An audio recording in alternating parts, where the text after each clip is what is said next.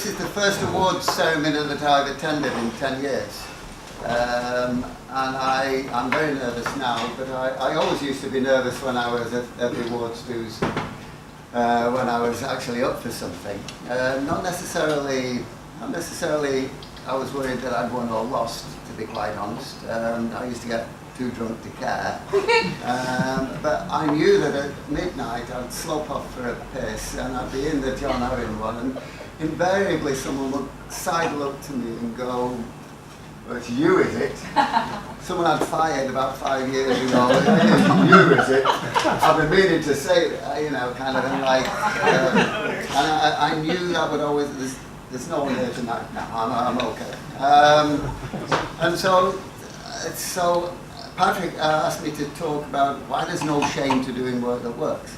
But given what you've been doing for the past 2 days, I think I would be preaching to the choir if I was doing that. So I thought what I would do is try and, actually he's asked me to speak for half an hour, so please stock up on the booze. I'll try and get it in 20 minutes, but I'll just point out the reasons why people don't want to do work that works, why there is a growing kind of trend against doing anything as vulgar, something that sells stuff.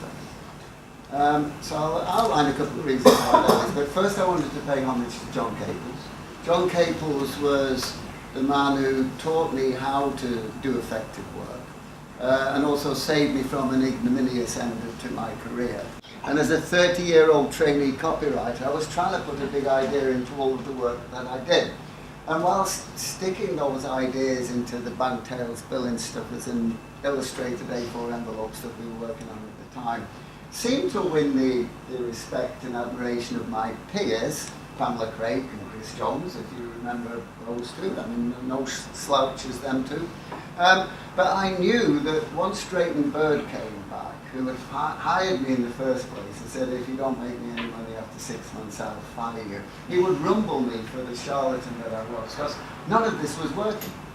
And I thought, I'm in big trouble here. So I carried on trying to learn how to do stuff, and I came across John Caples' book, Tested Advertising Methods. And in it, John Caples told me, he said, you can get people to look at your stuff if you build curiosity into your headline. And added to which, you can get them to look at your stuff if you bring news into your headline. So curiosity and news were the things that would attract people and make stuff work. And I thought, this is brilliant, but it's, we are a curious species. We are attracted to the new and the unfamiliar and the stuff we've never seen before, and novel stuff. It is a survival mechanism of us. It was ever thus when we were wandering out of the East African savannas 10,000 years ago. If we saw something we'd never seen before, we would invariably ask ourselves 3 questions. Will it eat me? Can I eat it? And can I shag it? In order to perpetuate my mind. And we haven't changed since. We probably added about another 10% of circuitry to our brains, but we are simply intelligent apes. As Deirdre Barrett, a Harvard psychologist, says, that we have not changed. We are intelligent apes who were designed for hunting and gathering on the savannas of Africa. And she says, whilst we have relocated from the East African savanna grasslands, our oriented influence hasn't changed.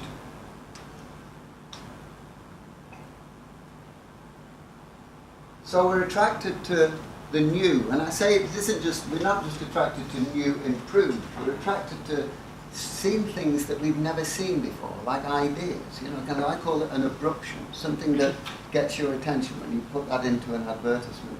We like abruptive ideas. We look twice at them. When we see them in the newspaper or on our screens, we look twice at them. So we're curious and we're attracted to the new, the unfamiliar, the novel, etc. But those survival stratagems lead us to what Caples told us was the most important thing, and that is,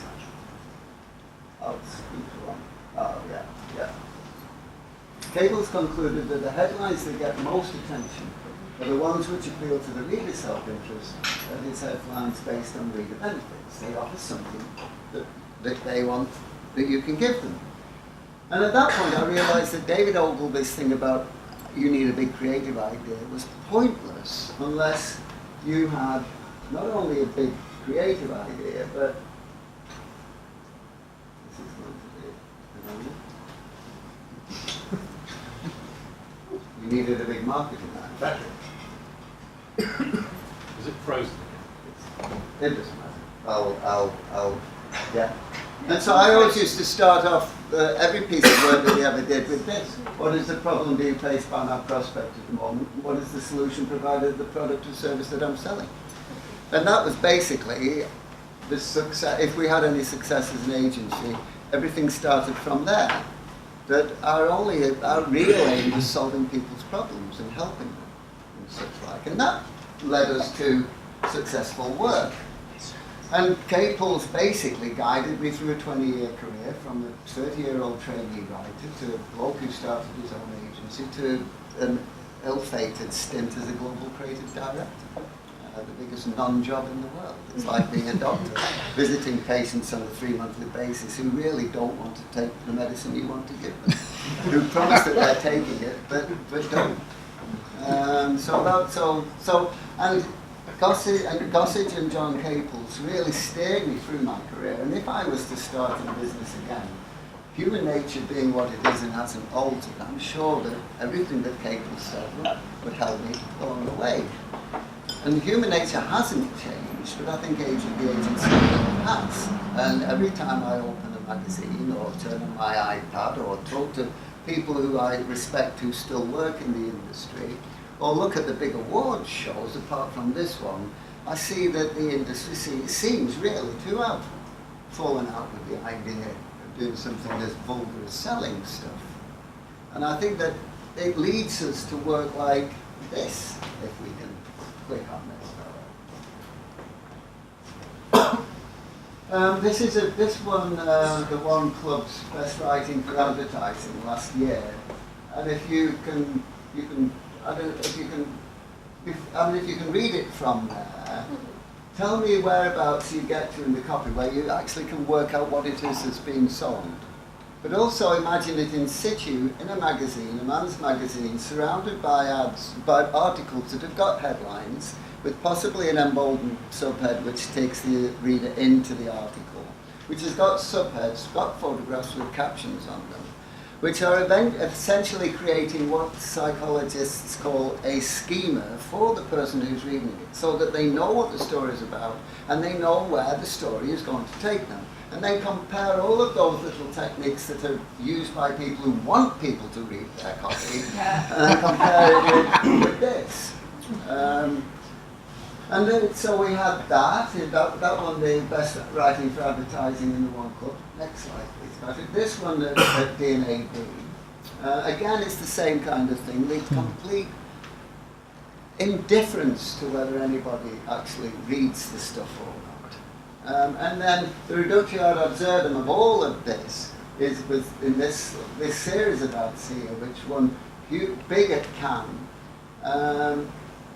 And the next one as well, that's the completion of it. And if anyone can tell me what those ads are about, or who they're for, then you deserve a cake or something.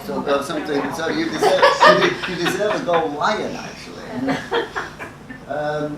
And so I thought that this was the reductio ad absurdum of this whole trend, until I looked at D&AD this year and saw it had been reductioed even further to this. It's for McDonald's, but you wouldn't know unless you were one of the judges, because only do the judges have the time to deconstruct advertising, which is as oblique and abstract as this is. But that one at D&AD, and then this one at D&AD as well. Now that, ladies and gentlemen, is, I am told, an ad alerting people that they should check themselves out for breast cancer.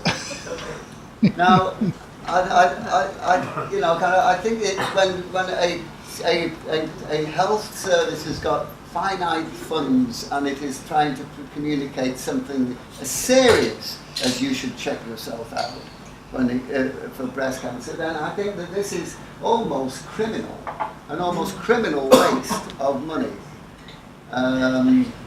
That someone should create something like this, because this has been created to win an award, and the money that has been spent on the production of this ad, the time spent on it, and the time spent on the media has been essentially wasted, a criminal waste of money by an industry that has lost any interest in selling things or communicating things. And it baffles me as to why we've got into that state, because I don't see any selling here.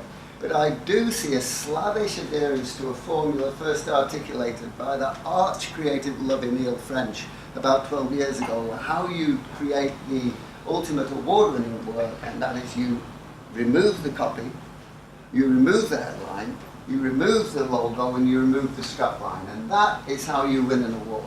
And it's 12 years since Neil gave us that diktat. And in that 12 years, it has gone unchallenged by anybody who wants to win the approval and accolades of their peers at the international advertising festivals.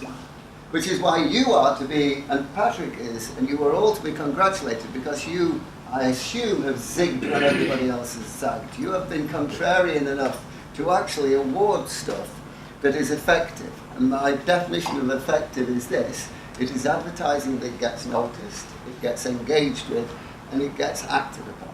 And I emphasize it gets acted upon by the woman in the street, the man in the kitchen, and the transgender passenger on the Clapham omnibus. And that is effective work. So I don't like Neil French, and I would like to strive for it. And I would like I mean, any man who positions himself as the hardest man in advertising, it's not a title many people are competing for, is it? It's like I mean, I'm going to get it out, but the hardest hairdresser or the hardest pastry chef. It's not an industry renowned for a lot of machismo fist fighting, is it? So, but I'd like to ascribe all of the fault to Neil, but it really isn't, because actually even he would admit that posters and press ads are now a sideshow. You know, this actually isn't where it's at. The main event is in digital. And I think the problem in digital about that it is, and people are engaging that with no real interest in selling anything, is best exemplified by something I learned at the School of Communication Arts last month. Now, I was the visiting professor at the School of Communication Arts, and whenever I think of that, I always think of Will Hay when he was a charlatan teacher in Good Morning Boys, or Groucho Marx as T. Quincy Wagstaff in What's Spellers. Why do they call you a guru? Because they can't spell charlatan. And so, but I pitch up at the School of Communication Arts, and they say, will you help us with our CAN brief?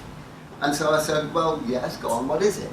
And the CAN brief, Patrick, if you would, that's it, it's up there. Come up with an idea that you could not have done 3 years ago because the technology did not exist back then. So the brief that these kids have been given isn't about a product, it isn't about a prospect, and it isn't about a proposition, which is what I would have described a brief as. It is, you've got to go out and come up with an idea that turns a medium, that turns a piece of technology into an advertising medium. So whereas we would have normally said that the technology is the servant of the idea, one would have imagined that that is the way it should work, here the idea is the servant of the technology, which is like the wrong end of the fucking stick, you know, kind of. But so, and I think that Patrick is this fabulous statistic, whereas 23 Cannes Lions winners last year, I think, is it 23 or 27 Gold Lion winners last year, only 3 of them having an overt selling purpose.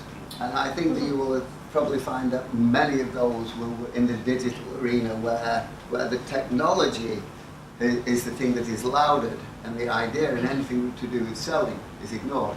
But I must admit that I am old enough to remember in direct mail that we were similarly blinded by the fantastic production techniques that one could use. You would walk into a whip in the early 90s and and you'd say, "What are you doing?" I'd say, "Anything good?" And they would go, "Well, we've got, you open the envelope and the ink is only visible for 30 seconds and then it disappears." And you, and you'd be like, well, the analog version of Snapchat, really. And then they go, "We've got another one, we've got another. We've got an envelope, you can't get in it." And we go, "What? It's an envelope, you just can't get in it."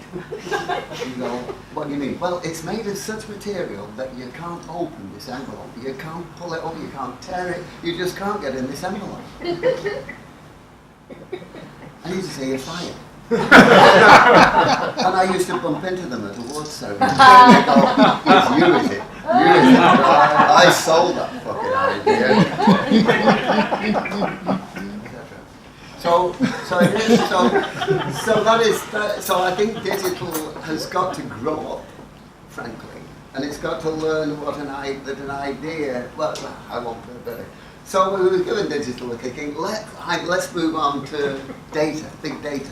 And I think we're all quite happy to give the data once a bit of a slap, because big data for the past 5 years has been where it is at, and everything else, creativity particularly, has been subsumed, has played second fiddle to that. I used to be associated with Wonderman, and I'd occasionally pop online to hopefully see how badly they were doing. And all you would see is data. We are data-driven, data this, data that. Data is the beginning, middle, and end of all of the stuff that we do. And data was until November 2018, when in the United States, when, as this headline from the Wall Street Journal indicated, suddenly the $100 billion penny dropped. Trump's win has had agencies rethink how they collect data, recruit staff. And the next slide, please, Patrick. Sorry. And the article went on. It quoted people who were actually, apostate data people. This is the CMO of Hewlett-Packard.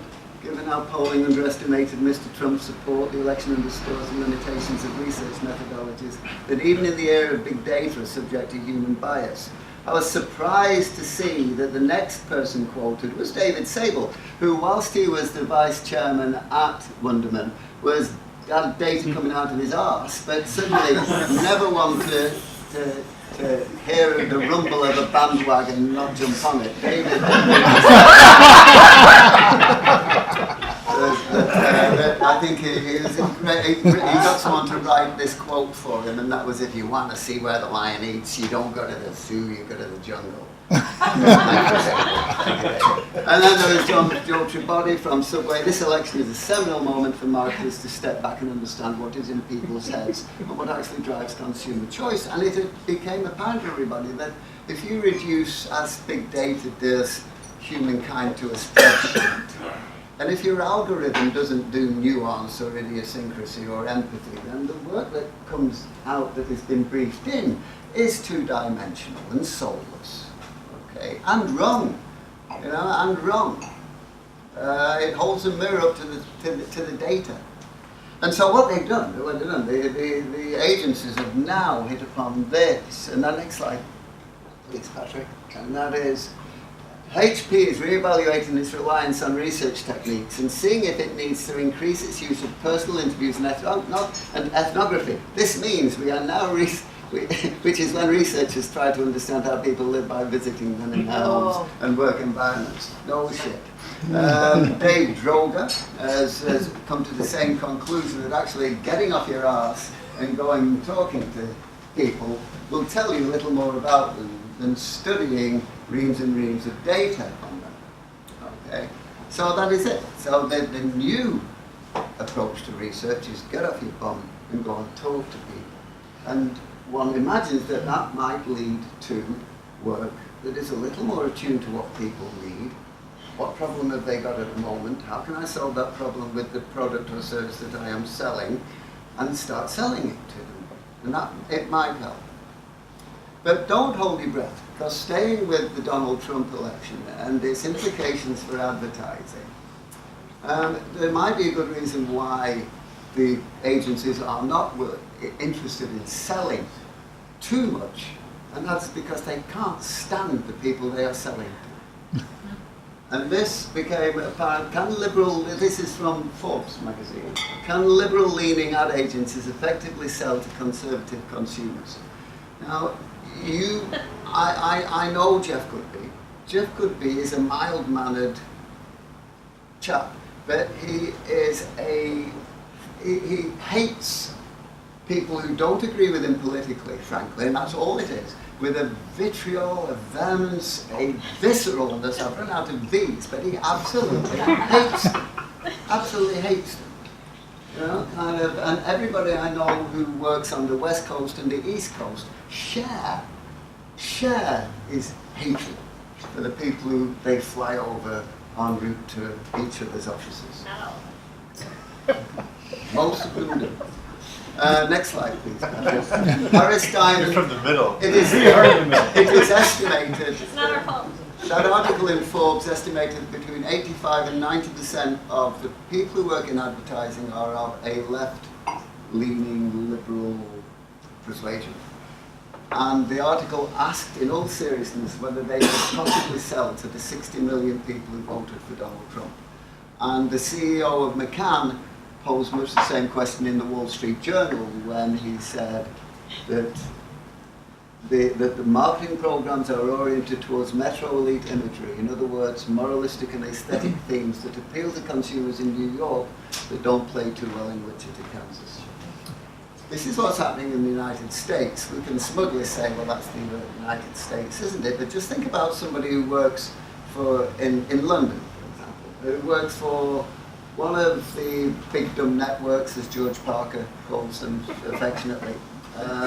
So you're working for Havas, or you're working for Omnicom, you're working for WPP, which are the most globalized businesses on this planet. And you're working for Ford, and you're working for Unilever, and you're working for P&G, who are the most globalized clients on the business companies on the planet. And you're living in this fantastic city of ours, which is the most metropolitan, cosmopolitan, globalized city in the world.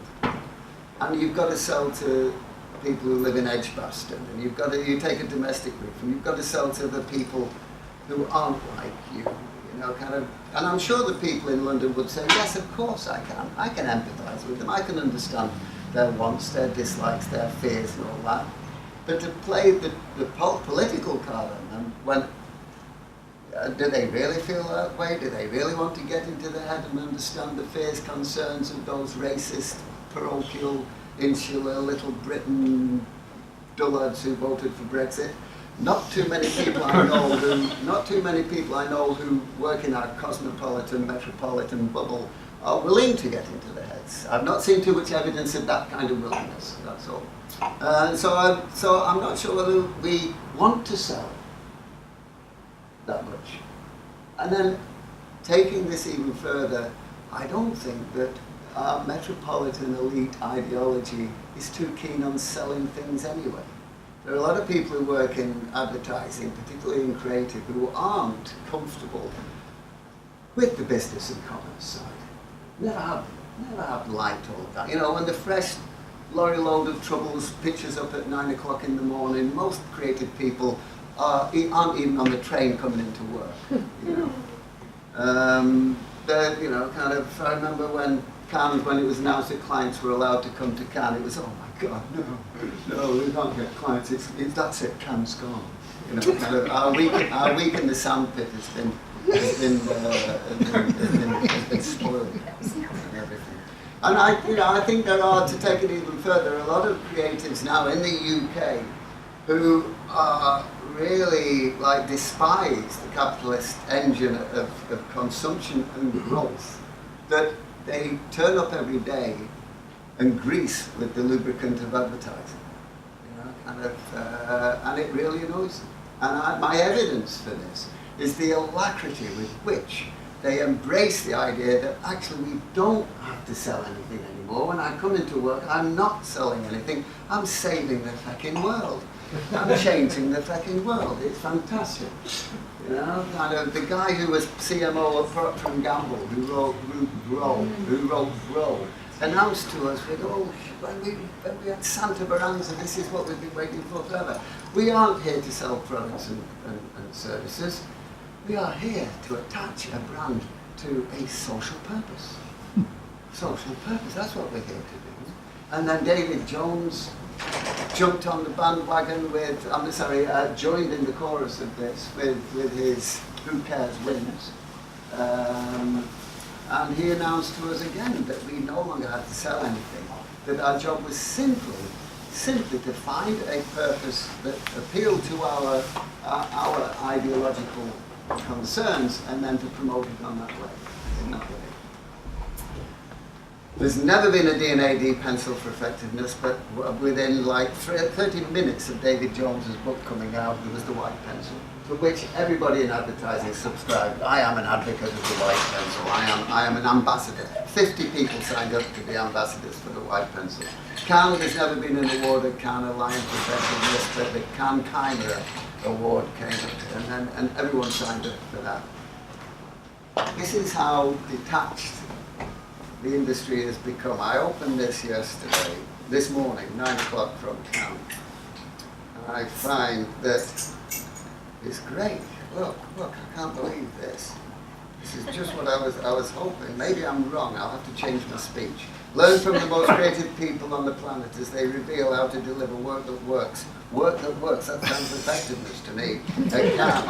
And here we have got YNR's Leslie Sim is one of the top 10 chief creative officers in the US. At Cannes Lions, she will join the chairwoman of the Miss America organization, Gretchen Carlson, and actor David Schwimmer, Monica's brother, to explain how they help redefine the role of brands in the global Me Too movement. So I thought you were going to teach me how to do work that works. And then moving on, we have Jeff Goodby, my professional friend Jeff, is the founder of Goodby. Jeff has won every creative award imaginable. He's got tired of doing any creative work at all, and he's going to turn up at Cannes this year, and he's going to chat with Michael Wolff, the author of this year's most talked about book about Donald Trump, and we're going to talk about the future of the Trump presidency and the evolving role of creativity. And we are not, folks, going to talk about selling shit at all, because we've lost interest in looking at that. And that is essentially where we've got to. We're not interested in selling. It is quite possible for you to build your profile in this industry by talking about issues, and you can rise within one of the big dumb networks having never sold a fucking thing, apart from yourself and your enlightenment and your commitment to a cause, etc. Sorry if that's been a bit of a Jeremiah, but the one thing it was John Caples who observed that we have a survival instinct, and I think we as an industry have got to rediscover ours. Otherwise, we face an existential crisis, and our survival is dependent upon us realizing that our professional purpose is actually to sell things. I think it's wonderful that Patrick is doing this. I think this event is absolutely wonderful. It is the most encouraging thing I've seen in a long time. And I hope that my observations about the obstacles to achieving what you've been setting out to do might help with your truly refreshing purpose. As a solution, I would suggest everybody reads John Caples. He worked wonders for it was a wonderful antidote to my self-indulgent faux creativity, and hopefully it would work with others. I suggest everybody reads Richard Shotton's The Choice Factory, which gives the behavioral and neurological explanation for basically what Caples was telling us 40 years ago. I suggest everyone reads Luke Sullivan, who gave us the wonderful adage, we aren't doing ads, we're building factories. I'll leave you with that one. And also I think that because of the Caples connection, this organisation could do some training and try and alert people to what our professional purpose is. And if you did want to do any training, then I would happily give my time free of charge, Patrick, to help out. And that is basically it. So thank you very much.